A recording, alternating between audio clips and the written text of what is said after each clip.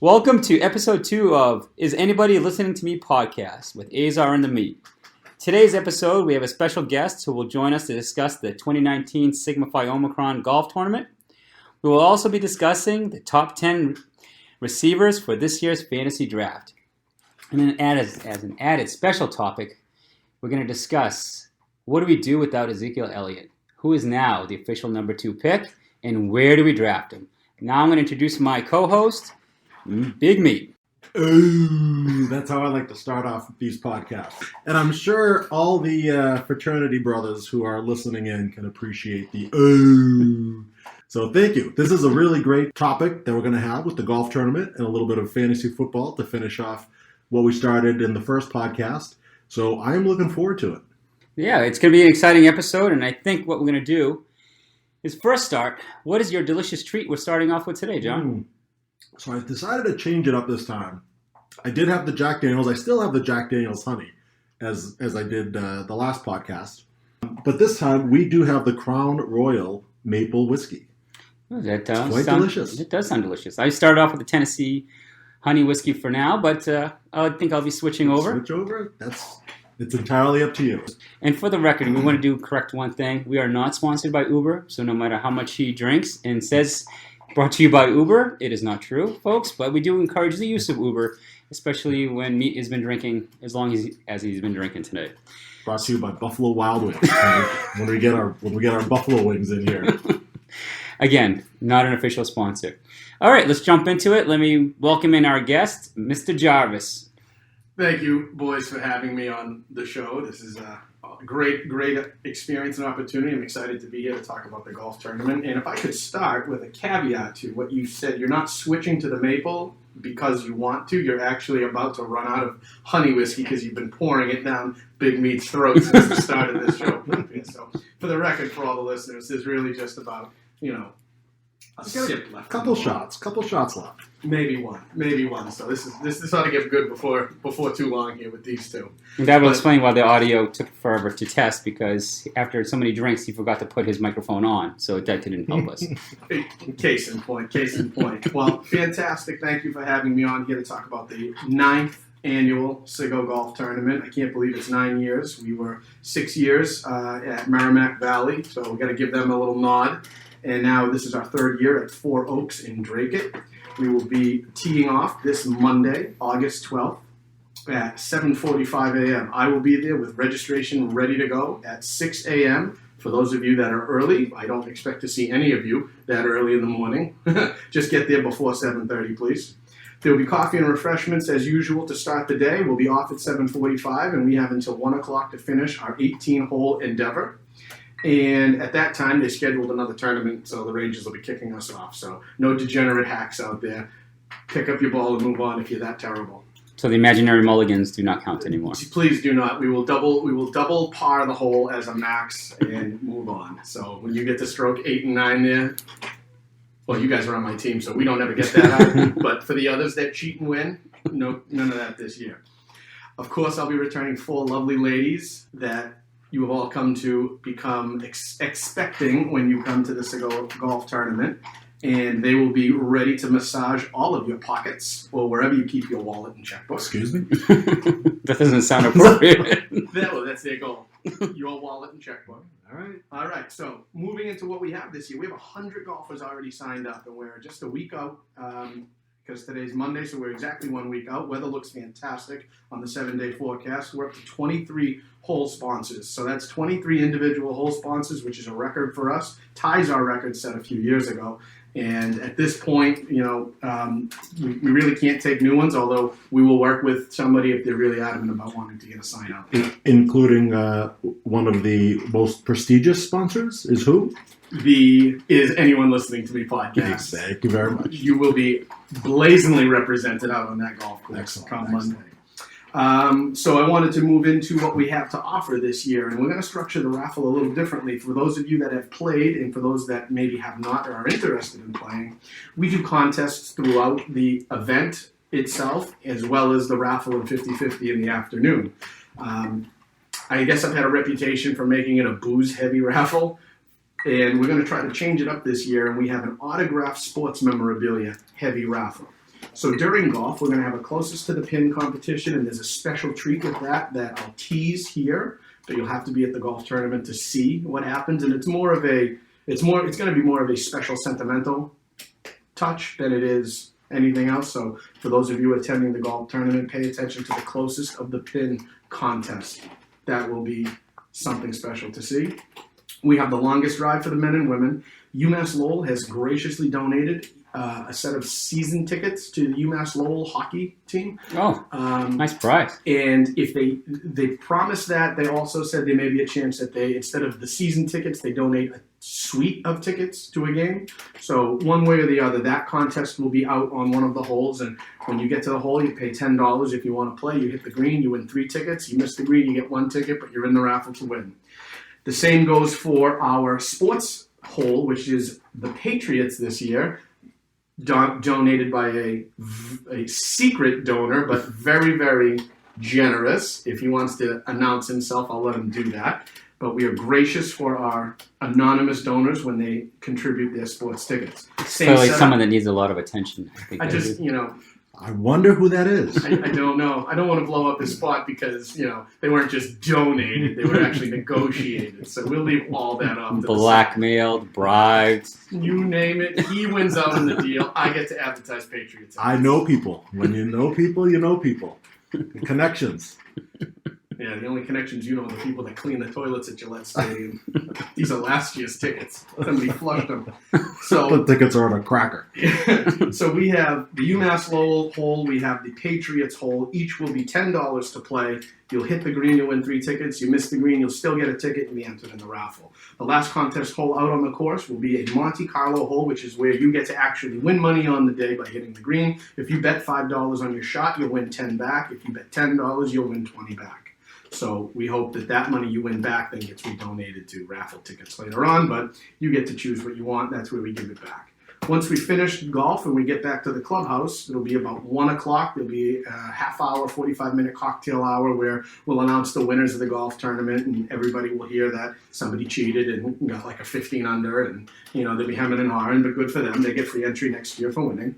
The second place prize is a free foursome to Four Oaks at your leisure, and third place prize, I have some Callaway Diablo golf balls to give out, and then the last place, which is the team that actually submitted their true score, will get cases of beer per our normal standard of Miller High Life and Rolling Rock and all that pleasant last place deserving booze. So, well, more importantly though, which special make-believe character will be there this year to rob us out of money? I have put a ban on Santa Claus.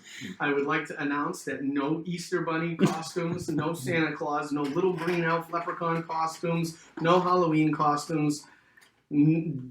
I can't even think of the other ones right now, but just put a disclaimer out there. If anybody shows up dressed as anything ridiculous for the month of August, you will be promptly asked to leave. Oh, there goes my gorilla costume I was looking forward to. The last time you were there, you ended up with a child, so I would put that away if I were you.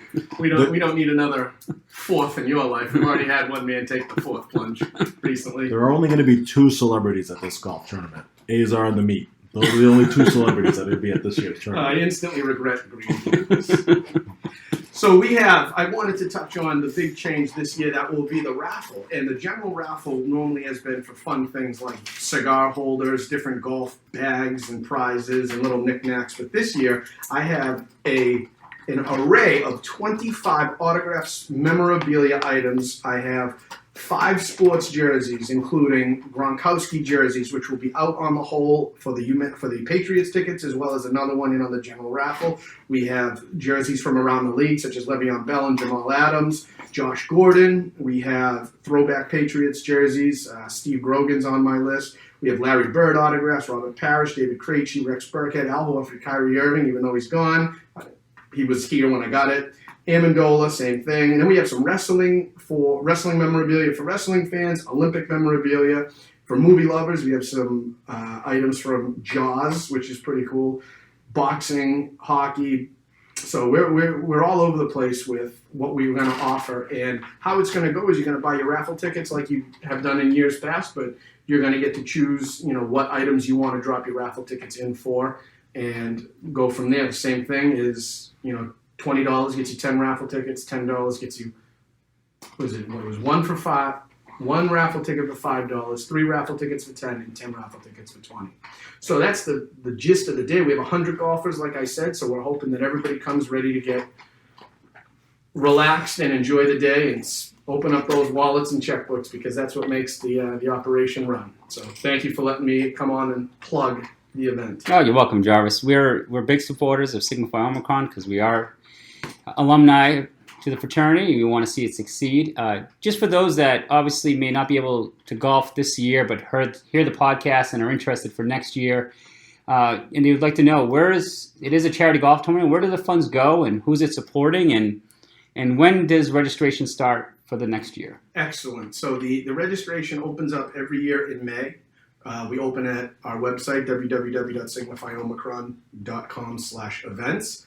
And the money that is raised each year at this tournament is appropriated in several ways. We send a portion to the Sigma Phi Omicron Endowment Fund that the university holds for scholarships for fraternity members in college, as well as supports our annual operating income for general upkeep of the fraternity, crisis.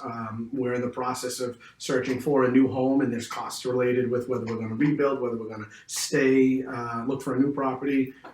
In the meantime, things that need to be upgraded, and additional funds for alumni that are in good standings benefits, such as the fishing trip.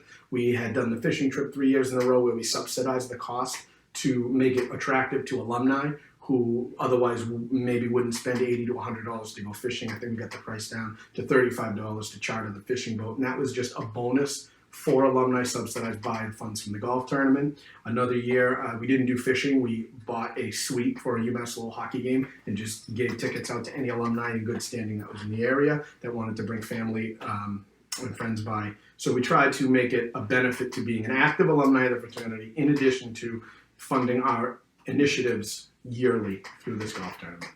A lot of good stuff. And can I make a recommendation that maybe we should take some of the funds towards a paramedic to be on standby at these golf tournaments? Because there are certain individuals that tend to have medical emergencies at this event, and either from heart events or falling in swamps or just some random bouts of injuries that just by chance just happen to occur once a year. I've made sure that an EMT is on retainer for this event, and they have been prepped with any sort of insane softball elbow swelling, sudden swamp thing, monster disease, or unsolicited cardiac arrest through twisted T. Any one of those three crises that may come up, as well as when your voice turns into a seal and you start barking uncontrollably from the combination of twisted tea and cigar.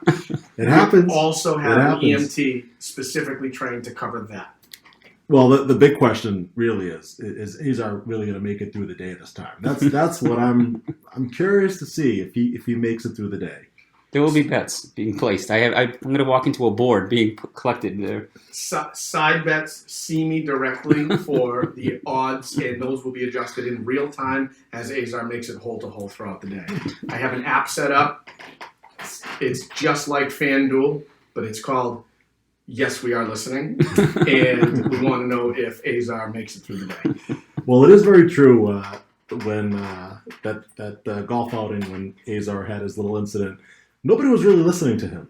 That's really that. I mean, I don't think we were really listening all that. Can you specify which incident? There were many. Because I regret not listening to the Swamp Thing incident because of the thought of him falling in knee deep into a swamp, screaming and flailing. What I would give to be there. In fairness, I was shagging a ball that you launched into when it was during a drought. There was no water. I went to get my ball, and I noticed this ball sitting there. I was like, I will be a gentleman and grab it for him. Little did I know I would sink 5 feet into the mud and have to scream and claw my way out of the mud while they could not stop laughing at the top of the hill and not even notice that someone was screaming for help. Serves you right to think being a gentleman is to grab another man's ball. And this was like the second hole, right? I mean, it was like we just started, and you played the rest of the day with mud all the way up to your waist. Yes. Yes, it was very demoralizing that strangers were mocking me that I've never met before on the golf course. However, we weren't listening when you were having a heart attack on the golf course. No, you weren't. And I was not having a heart attack, but I was having chest pain that apparently you guys wanted to finish your swings I was having a good round that day. I had a 15-foot putt lined up for birdie. It's his 8th mulligan on the drive. I bought a lot of raffle tickets that day. Azar. I was ready to win some prizes afterwards. I wasn't leaving. It's okay. Bobby was my hero. Bobby was incoherent and couldn't drive and forced you in. But he was willing to risk it all to take me to the hospital. That is a true friend right there. Well, I'm just glad we didn't add an OUI to your heart issues. It's okay. So this tournament, right? Anybody could sign up. It's mostly true. for the fraternity, but you can have friends of the fraternity brothers, Absolutely. family, whoever. We have a team that plays in honor of a fraternity brother who has since passed. That fraternity brother's biological brother and family play as representation for his family, as well as the University of Massachusetts Lowell Chancellorship. We have the Chancellor of Student. I'm going to mess up his official title, but the Chancellor of Student Activities.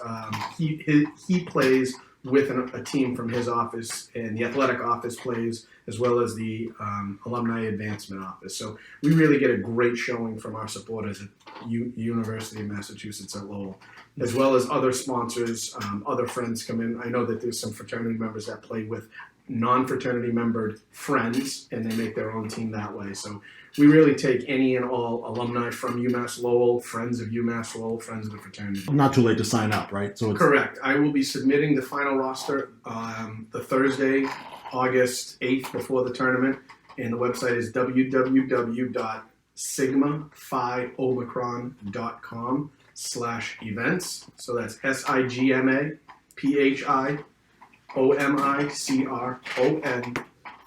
and then events. So go on there, sign up for your foursome. Make sure you include all 4 names so I can get your names spelled properly on the cards and on the big board. Well, that's great. I mean, I can certainly attest that it's really a great time. The golf course is always in good shape. The weather is shaping up to be beautiful. There's always a beer cart around, which is always great. Her name's Nicole. Then her name's Nicole. Food served afterwards is great. And this year, really, the prizes for the raffle are pretty amazing. And best of all, Azar and the Meat are going to be there. So you have celebrities, again, for the first time at the tournament. So that's exciting stuff. You have to run this for 3 years before you have eligible autographs entered in as a raffle prize. Just saying. You mentioned the food. We're going to have the same food, that buffet that we had last year. We're going to have the steak tips and whatever else was on there, salad and vegetables. So the steak tips got really good reviews. Those are back on the menu, as well as the 2 hot dogs or a sausage, pepper, and onion at the turn. So everybody will have lunch provided for you, included in your sign-up fee, as well as dinner. Food is great. Actually, switching to Four Oaks, the course is beautiful, and the food is great. You can't complain. Even the golf carts, they got the GPS on them, so I'm glad you mentioned that not everybody uses those. You can actively keep your score plugged into the the screen on the carts, so that there's live tracking, and you can actually see who's within the leaderboard and who's approaching, and really focus on your shots. That if you're winning, you might as well try to win and know where you're at. So don't forget to keep your score updated on the card. You need the card to submit your official score, but to track everybody's, it helps when we all use the computer screen there, the tablet screen. So keep the leaderboard current and updated. Mm-hmm. So can I make a suggestion? No. Well, I'm gonna say it anyway. Veto. Whether you want to listen to me or not, because I know you're not listening to me. Is anyone listening? Is anybody listening to me? I want to just can we send some spies to see exactly if the scores of the winning team are legit? How realistic are those golf scores from that way? Because it's always like 15 under. So as much as I agree with you, I don't have any basis to call anybody out. Put the cameras out there, John. Drones. I think it's time to use winning technology. Team last year had 2 former members of the UMass Lowell golf team. So I mean, you got to think if they're going to shoot par together, maybe they'll shoot a little better than par.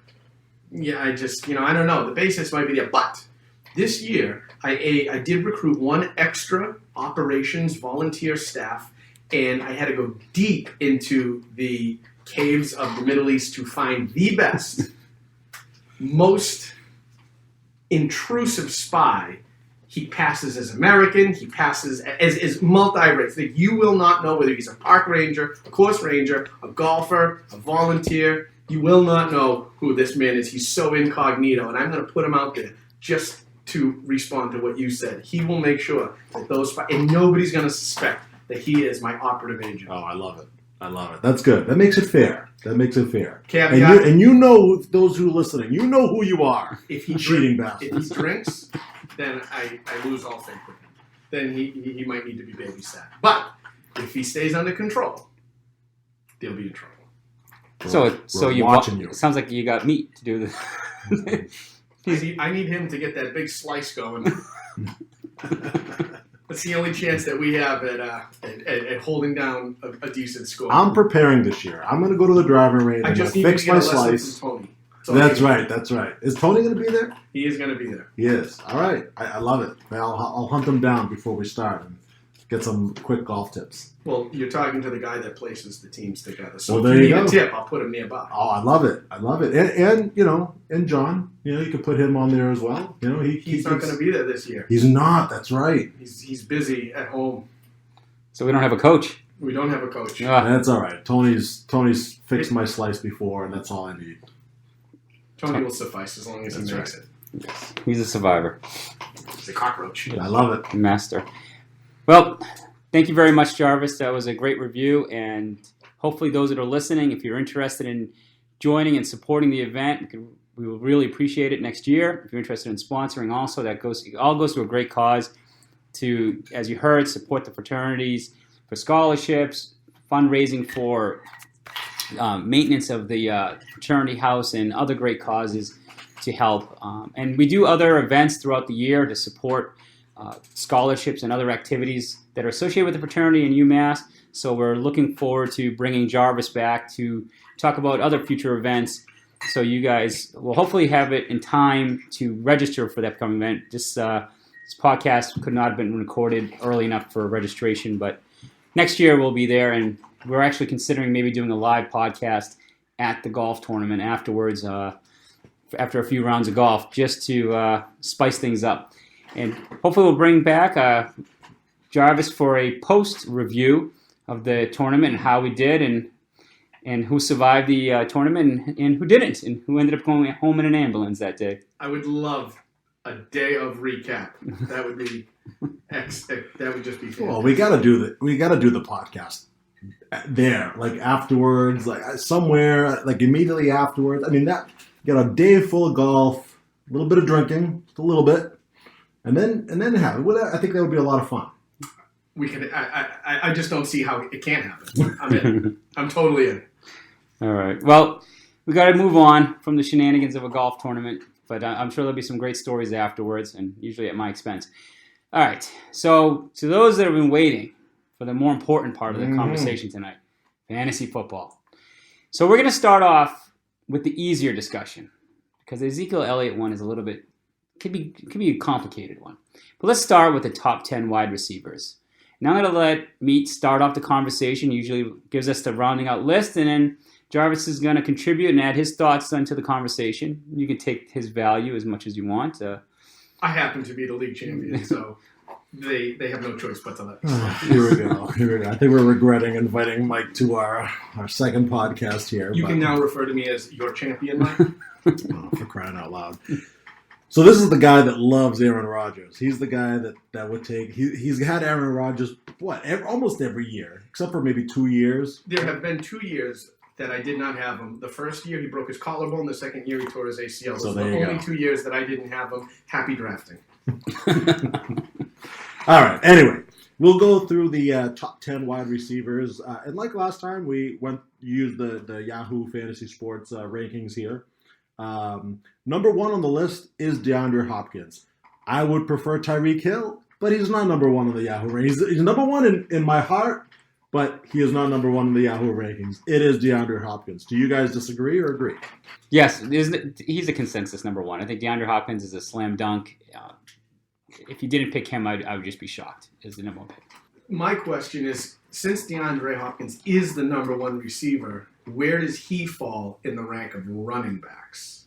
Because there are clear-cut running backs, but when does DeAndre Hopkins actually take the rank over running backs. Oh, now you're getting into some secrets here, Mike Jarvis. Are you trying to pull a fast one on us, or what are you doing? I'm just testing your knowledge. I would say, I take him first overall. And you just lost half of your listeners. I think you have to weigh his production versus that second-tier running back. And I would say he definitely falls in equivalent to the same production of a tier 1 running back. So I would say he's up there probably if you're drafting 7th, 8th, 9th, if you're trying to weigh in, especially with all the holdouts that we're experiencing, there's going to be a shift up of quality running backs moving into the top of the draft orders. I would say DeAndre Hopkins is a reasonable pick because if he's going to give you over 1,000 yards, he has the potential of giving you 8 to 12 touchdowns. That's better than any of those second-tier running backs that you're going to roll the dice on. DeAndre Hopkins is a safe pick.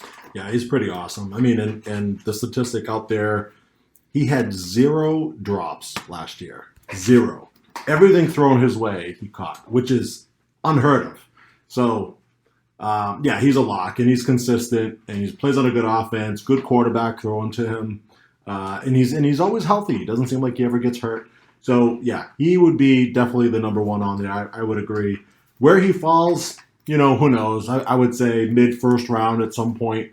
Probably not the top-tier running backs like Ezekiel, Saquon, like those guys, but certainly right after that tier 1 group, he's somebody that should be taken for sure. Last year, 2 years ago, 1,300 yards. The year after that, 1,500 yards. Has the potential, again, with even a second-year stable quarterback. He's a potential, again, another 1,500 yards and another potential 10 touchdowns. Definitely an easy lock for a number 1 top first-round pick in my book. Heavily targeted, too.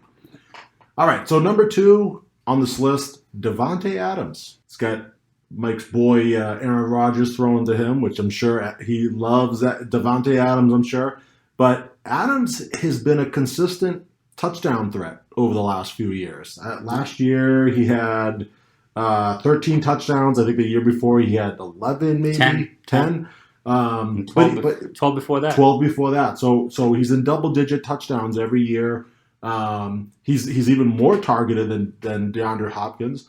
And again, he's got Aaron Rodgers thrown to him. So Davante Adams is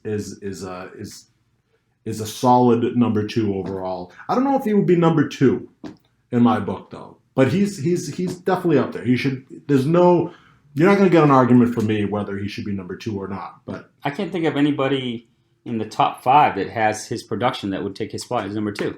Because, again, I think in my rankings, we have Julio Jones as number 3, Michael Thomas as 4, and Beckham, you could argue, if he was still in the Giants, maybe is the number 2 pick. But going to Cleveland, whole new offense, I think he's got a better system around him, but my concern is he's a diva. And if Baker Mayfield doesn't give him the ball all the time, is the diva going to come out and just sabotage that team? So I think Davante Adams, again, if you're looking for a safe pick, I think that's safe to say he's a good number 2 pick. No one will judge you for taking him number 2 off the board as a receiver. And the coach already said that they want to line him up all over the field. He might even play in the slot a lot more this year. So yeah. I mean, even in the backfield, I think I've read that somewhere. They want to put him in the backfield too, and maybe have a couple of reverse Ty rounds. Montgomery's review from 2 years ago. No, it is not Ty Montgomery's review. It is my source that I will not reveal on the podcast. Still trying to pull a fast one on me, Mike. What are you doing here? Still, I'm listening to you. All right, that's a first. That's why I have so many questions. All right, we're moving on to Julio Jones. My boy. I'm stunned he's still number 3. When you look at the talent of Michael Thomas and even Juju Smith, just the production potential. It seems like does Julio ever put double-digit touchdowns in? No, he doesn't. So I'm not sure why he keeps getting that love in the top 3. He's a good receiver. I mean, he's definitely in the top 5, but Michael Thomas having Drew Brees thrown to him, he is the core of the offense there. I'm shocked that he's not number 3. But does Michael Thomas fall off now that he got a big fat contract? I don't see Michael Thomas that kind of guy. Like I don't think he's just gonna like because I think pack it in, right? If he doesn't, he is definitely 2 or 2A with Adams. I think that Beckham could be, but we don't know what Cleveland is going to be. But Julio Jones is inflated by the 1 or 2 270-yard games he has every year. If you take those monster games where they forget to cover him, he's an average receiver that just has freakish stats, talent, like physical stats. Yeah, and he gets hurt. He's hurt. He's at risk of being hurt. Absolutely. Julio Jones to me is fool's gold anywhere in the first round, maybe even early second, depending on how things fall. That means Mike Jarvis is going to draft him in the second round. That's what that means. No, but true. It is Julio Jones. I mean, he already has foot problems now. Like it's just he could be somebody who battles through injuries like he always does. And like you said, I think the most touchdowns he's ever scored was 8 a season. Which is shocking to think, like a guy his size and how much he's targeted to only score 8 touchdowns in a season. And that was last year. Last year. Although if you look at his game log last year, the first half of the year, he didn't score a touchdown. And the second half, it was like a touchdown a game. So maybe they figured it out. Maybe they know now that they switched the plays around to get him the ball more in the red zone. Who knows? I don't know what it is, but second half, let's remember, Devontae Freeman will be back. So he's going to have a legitimate running back in that can also be a receiving back, taking potential plays. Yep. Calvin Ridley's big receiver out of Alabama. Yep. So I think I would probably favor Michael Thomas in that spot as the number 3, and then maybe move Julio to 4. And then I think, just for the sake of time, I'd still think Beckham, where he is at number 5, is a reasonable pick right there. It's the second half that gets a little squirrely. Yeah. Like now you start getting into the Jujus and the Juju's going to replace Antonio Brown. And I have a little stat for you that last year red zone targets inside the 10-yard line. So when teams were close to the goal line, Juju was the 3rd most targeted receiver in all of football, and that was with Antonio Brown, only second behind Hopkins and Thomas. It's a great stat. That was double-digit targets. And the other 2 are not sleeper picks, but they're surprise picks to be on that list. That gives them more value than I think people are considering at this point for those 2 receivers. I'll mention them later when we get into the lower rounds. Awesome. Now I know Mike has taken in round 2. I love it. All right, and just to wrap up on Julio Jones, he did predict 3,000 yards this year. Just saying, 3,000 yards. And Le'Veon Bell predicted 500 yards. Odell Beckham, number 4. He's on the Yahoo list as number 4. We talked a little bit about him. New offense, better quarterback than Eli Manning throwing to him. Great number 2 with Jarvis Landry, opposite of him. Yeah, great running back in Nick Chubb. Jarvis loves his Nick Chubb. Chubb for Chubb. Chubb did not give Azar a Chubb the last time we did this podcast, but he does give Jarvis a Chubb, that's for sure. But yeah, I love OBJ. I've always liked him. I think he's just a talented guy. He goes up to the ball and he fights. He's competitive. He's passionate. I love that. I want that in my receiver. I don't want a receiver out there just saying, whatever. I'm just going to go out there. I'm just here to just be a teammate and be the best teammate and try to win. Screw that. No, I want the receiver to walk in and say, I want to be the best fantasy wide receiver in the league. All right, number 5, Michael Thomas. I think he's easily 4 or 5. So I steal value at 5. Yeah, he's tough to argue. Big contract. They see the value in him. He's their go-to guy. Yeah, but he's a little inconsistent though, because I remember last year there were games where he would have 180 yards and 2 touchdowns. The very next game he would have like 20 yards. I mean, he's a little up and down. If you look at his game, Julio Jones? No, Michael Thomas. Oh, sounds like you were talking about Julio Jones. Julio Jones is a little bit like that too, but Michael Thomas does. It seems a little bit more consistent. If you look at the game log for somebody like Davante Adams. I'm sorry, I wasn't listening. I wasn't talking to you. But Davante Adams, you look at his game log, I don't think he had less than 7 or 8 points, something like that, in any game last year. Where Michael Thomas had a handful of games where he had like 2, 3 points. I think that's the I like the consistency. Thomas falling out of the first round, but being a top second round. And in fairness to Michael Thomas, I mean, Alvin Kamara carried some games by himself. They didn't even need him. So those games that Thomas did nothing, they just didn't realize Kamara was just carrying the game. So I don't think you can't punish Thomas's potential because they have a great running back. Green Bay did not have a running back. So, yeah, Devontae Adams was the offense. Where Michael Thomas, it's a more balanced offense. They got a great running back, and there are going to be some games they're going to need Thomas to step up and win for them. And he's going to get his looks. I mean, he had a monster year despite that. Despite Kamara's year, he still put up a monster year. So to have two great offensive players, there's just so much talent to spread around in that team. I think he's such a safe pick. So I'd be shocked if someone had him and said it was a bust drafting Michael Thomas. Yeah. All right, so number 6, we got Juju. Replacing Antonio Brown, again, just a lot of talent. Ben Roethlisberger is not afraid to air it out. Pittsburgh defense, shabby, so there always seems some games they're just playing from behind.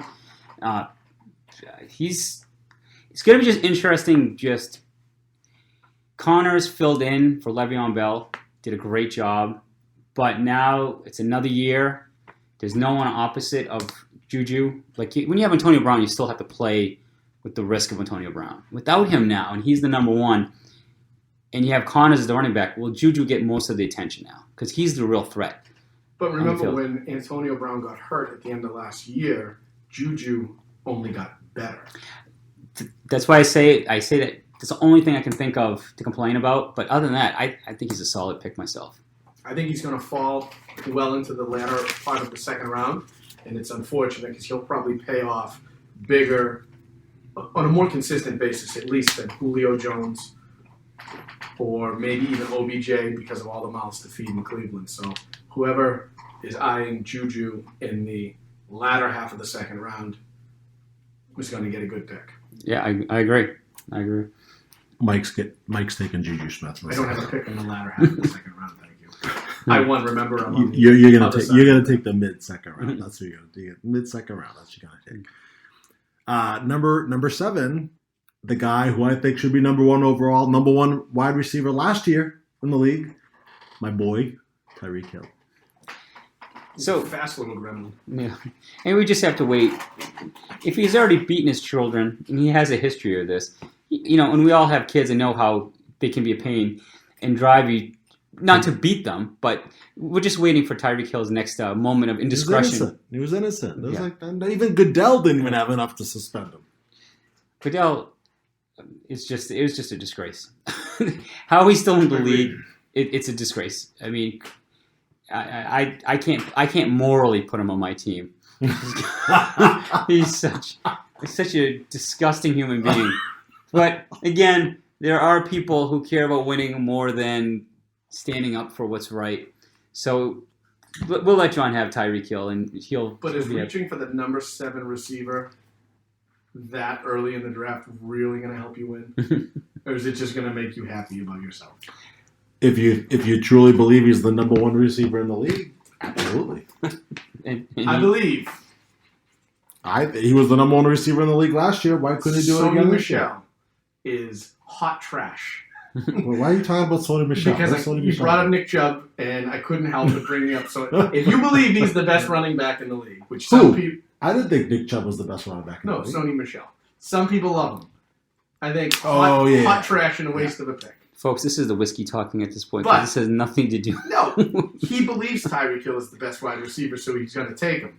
That doesn't mean if I believe a garbage running back is just the best, like you believe Aaron Rodgers is the best quarterback in the league. I have justification. I'm the champion, and he won it for me. Tyreek Hill was the number 1 receiver last year in the league. And what did he win for you?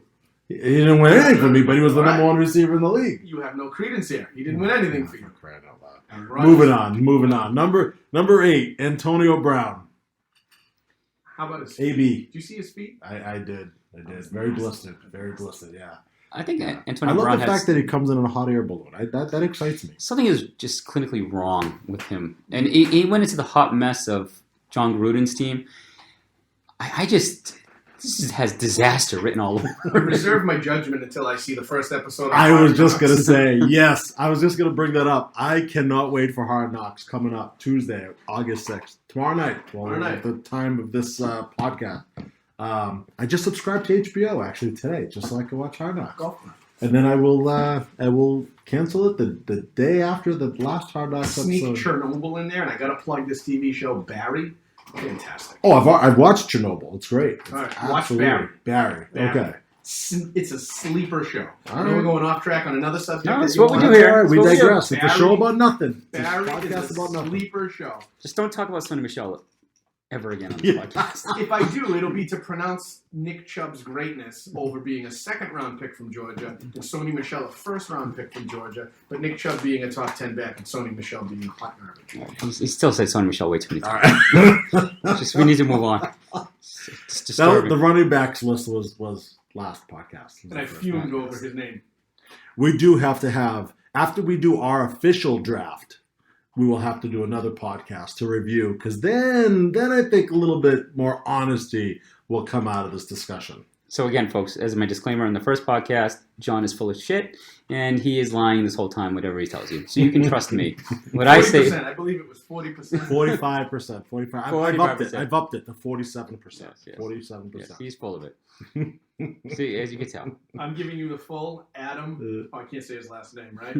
110%, and it'll up to 100,000%, and then I'll start using Disney references. Just going to a dark place. We've gone off the rails. Yeah. Here, Off the We've rails. gone off the Off the rails. rails. Everybody All right, that knows we knows who that was. we need to wrap up this top We 10. want to wrap it up here. So number 9, Mike Evans. Underrated. Very underrated. I know he was Mike's one of his favorite receivers a few years back, but here's a guy was for Tampa Bay, had Fitzpatrick thrown to him for a little while, then Winston came back. He was heavily targeted, put up a lot of yards, and everybody's talking about Julio Jones, right? Oh, Julio Jones. Okay, Mike Evans had 8 touchdowns last year, but he had 1,524 yards, receiving yards. So he's kind of like similar to Julio Jones. Doesn't score a lot of touchdowns, although a few years ago I think he had about 12, I think. But new coach, Yes, Bruce Arians, right? He's got the passing attack. Winston, well, first of all, Bruce Arians likes to throw it deep. That's what Mike Evans does. He's the deep threat. He's a fast receiver. And what does Bruce Arians call it? The no biscuit approach? No risk it, no biscuit. So he wants to take risks. He's going to throw it deep. I think Mike Evans is a little bit of a sleeper. Well, what about the addition with Chris Godwin? I'm glad you And mentioned his Bruce name. Arians is... Well, Godwin's a bit of a slot receiver, right? But Bruce Arians has kind of a chub for him. There is a And- quote, and I think this is where you're going with this. Yeah. Bruce Arians said, out of training camp, Chris Godwin will not come off the field. That was a press conference quote when being asked how practices were going. He said he does not foresee Chris Godwin coming off the field.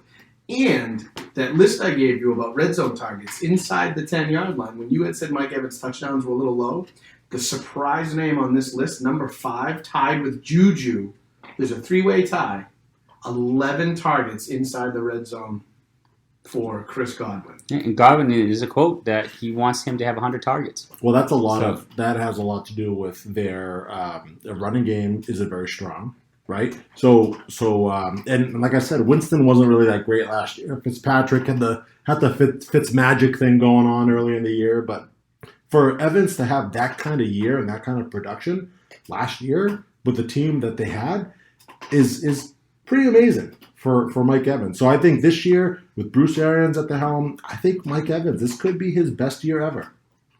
So he's ranked 9 right now. So but I would certainly move him up higher than that. Higher over Hill, who's 6. Absolutely not. No, he's in Hill. Now you're just talking crazy Come on, talk, crazy come on, talk. Come on, that's the whiskey talking. All right, number 10, T.Y. Hilton. He's solid. It's as solid as you can get. For 10, he's a solid 10. Solid 10. We got Andrew Luck coming back healthy. Not a lot of input there from Mike and Azar. So that means Well, means is they love him and they're gonna take him second round. That's what that means. I don't think Ty is a second round pick at anybody's top choice because of all of the running backs. When you mix in the first 20 players, I think Ty falls just out of it. But I think for what you're looking for in a number 1 wide receiver, he doesn't have the flashy size that Hopkins has, but man, that guy produces. And last year I traded Ezekiel Elliott for T.Y. Hilton, and there were other people in the trade, but that was the two primary pieces involved. And it turned out that Hilton ran it down the stretch with double-digit games right down through the playoffs, and it won me the championship. Very cool. So that's our top 10 list. That's top 10. Did we want to go to the tight ends? Do top 5? Do it real quick. This is a kind of a long podcast, so we got to save it. It's a special podcast. We have our guest in. Happy to be here. Third man in, our Baba Booey. Can we call you Baba Booey? I thought the landlord. Oh, that is true. That is true. Mr. Roper. Mr. Roper. Yeah. Mr. Roper is our third man in. We can call you. Travis works. Huh? I'll think of a good name for you for the next podcast. Well, folks, this was a long podcast. We appreciate it. We brought you a special guest to talk about an upcoming golf tournament. We covered a lot of ground. Didn't talk as much fantasy, but the next podcast we scheduled in a couple weeks. We're going to drop it. It is going to be an entire dedicated podcast to fantasy football with a little recap of the golf tournament, just to add in a little bit of some of the highlights. But we definitely want to touch, because there's a lot of hot topics, especially with all the holdouts. By next week, I think will be our first preseason game will be under the books by our time we have our next podcast, if I'm not mistaken, right? Yeah. Yeah. So we appreciate everybody for joining us. John is going to tell us where you can get this podcast and how you can subscribe. If you go on YouTube and you actually search, "Is anybody listening to me?" Last I checked, we're third on the search ranking list. Pretty good, third. If you type in, "Is anybody listening to me?" that's not bad.